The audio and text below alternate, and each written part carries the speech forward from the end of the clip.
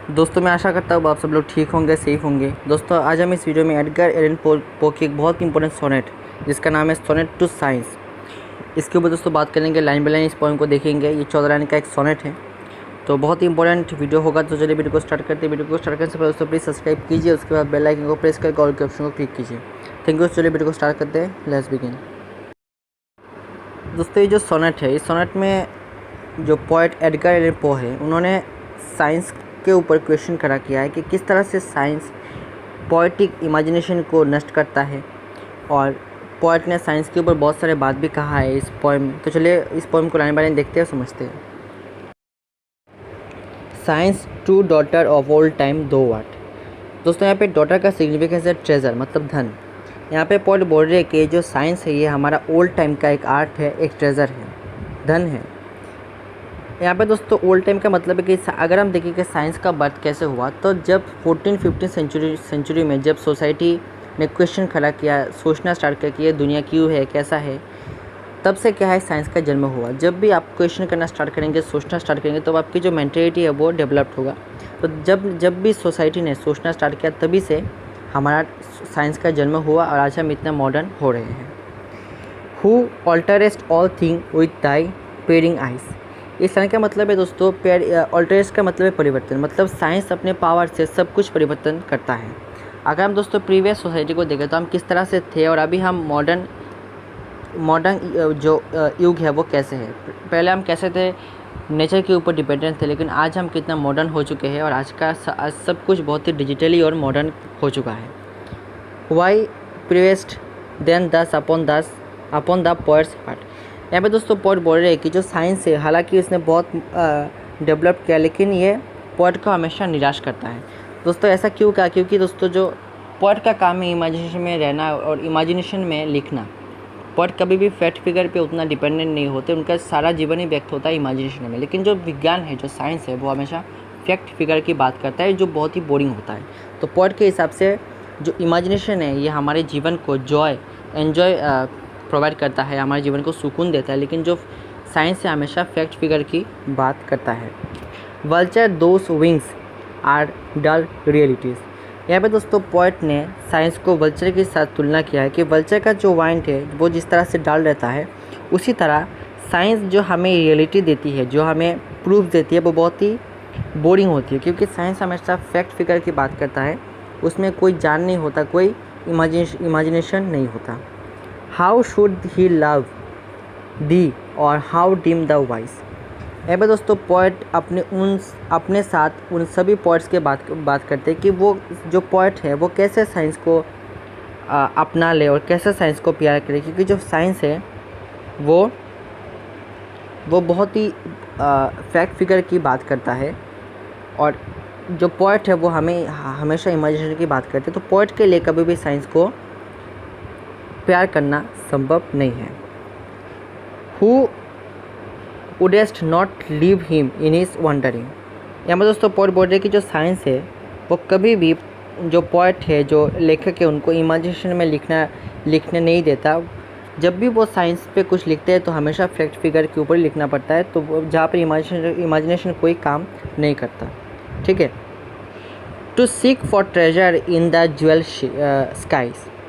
यहाँ पे दोस्तों पोएट बोल रहे हैं कि जो साइंस है वो कभी भी पोएट लोगों को इमेजिनेशन में लिखने कभी नहीं देता, और पोएट का काम है इमेजिनेशन में लिखना और ट्रेजर जो धन है, मतलब उनका जो पोएटिक डिवाइस है, उनको सुंदरता से उतारना। लेकिन साइंस कभी भी ऐसा नहीं करता। साइंस का काम है सिर्फ जो चीज़ें हैं, जो प्रूफ्स है, उनके ऊपर बात करना। Elbit he short with an undaunted wing. यहाँ पे दोस्तों पोएट बोल रहे हैं कि जो उनका जो काम है, पोएट लोगों का काम है इमेजिनेशन में उड़ना और अपने जितने भी उनका इमेजिनेशन का डिवाइस है उसको लेकर पोएट्री को लिखना। वो चाहते हैं कि वो हाई फ्लाई करे और अपने इमेजिनेशन को इतने स्प्रेड करे कि सभी को पसंद आए। लेकिन साइंस ऐसा कभी नहीं करने देता। साइंस का काम है सिर्फ फैक्ट के ऊपर बात करना। Hast thou not track Diana from her car. दोस्तों डायना एक इम्पोर्टेंट क्रिएचर है। तो पोएट यहाँ पे बोल रहे हैं कि जो साइंस है वो डायना को अपने कार से उसने फेंक दिया। यहाँ पे दोस्तों इस लाइन का मतलब है कि जो साइंस है वो कभी भी इमेजिनेशन जो रियलिटी है उसके ऊपर बात नहीं करता। साइंस का काम है कि प्रूफ लेकर बात करना। तो हमारा जो माइथोलॉजी है, हमारा जो एक हिस्ट्री है, कस्टम है, उसको भी साइंस कहीं ना कहीं ठुकराता है। And driven the hamadryad from the wood. दोस्तों हेमाड्राइट एक क्रिएचर होता है जो ट्रियो में पाया जाता है। दोस्तों अगर हम माइथोलॉजी को देखें तो माइथोलॉजी में ये लिखा है जो ट्रीज़ होती है, जो हमारे पेड़ पौधे होते हैं, उनको रक्षा करते हैं हेमाड्राइट। लेकिन दोस्तों साइंस क्या कहता है कि साइंस कहता है कि ऐसा कुछ भी नहीं है। पेड़ पौधे बचते हैं सनलाइट से, ऑक्सीजन से और अपने एनवायरनमेंट से। तो एक तरह से दोस्तों साइंस ने हेमाड्राइट को भी यहाँ पे इनकार कर दिया। तो हमारा जो माइथोलॉजी है इसको भी कहीं ना कहीं साइंस ह्यूमिलेट करता है। तो यहाँ पे पॉइंट बोल रहे हैं कि हेमाड्राइट का जो इतना बड़ा एक कंट्रीब्यूशन रहा है माइथोलॉजी में, उसको भी साइंस ने कहीं ना कहीं ठुकरा दिया। To seek a shelter in some happier star. और अभी क्या है दोस्तों, जो हेमाड्राइट है वो एक ऐसे पेड़ की संधान में है जहाँ पर साइंस कभी नहीं जा सकता। इसका मतलब है दोस्तों हमारा माइथोलॉजी को भी, मतलब हमारा जो एक पुराना जो सोच है उसको भी साइंस कभी ना कभी कहीं ना कहीं टोक रहा है। Hast thou not drawn the Naiad from her flood. Naiad का मतलब है दोस्तों वाटर में जो देवी गॉडेस जो मिलती है उनका नाम है।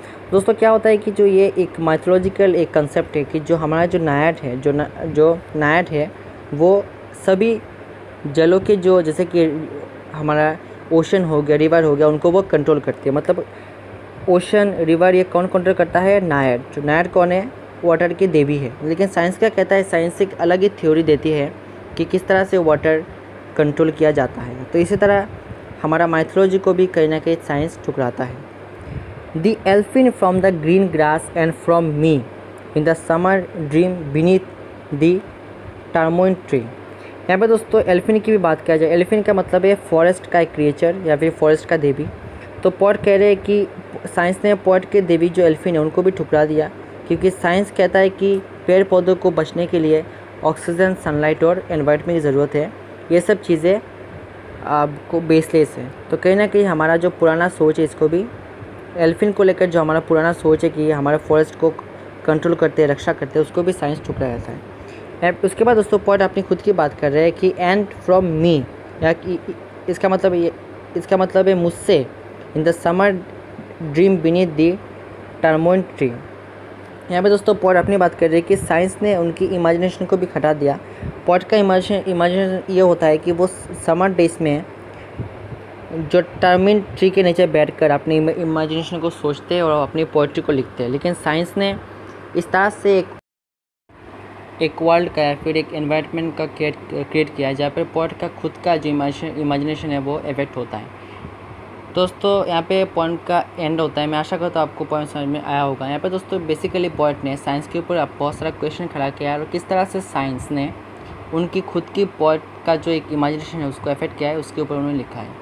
ये दोस्तों पॉइंट का खुद का एक सोचना है और मैं आशा करता हूँ आपको पॉइंट समझ में आया होगा। लेकिन दोस्तों अगर आपको डाउट है आप मुझे कमेंट में बोल सकते हैं। आज के लिए इतना दोस्तों, गुड बाय, स्वस्थ रहिए।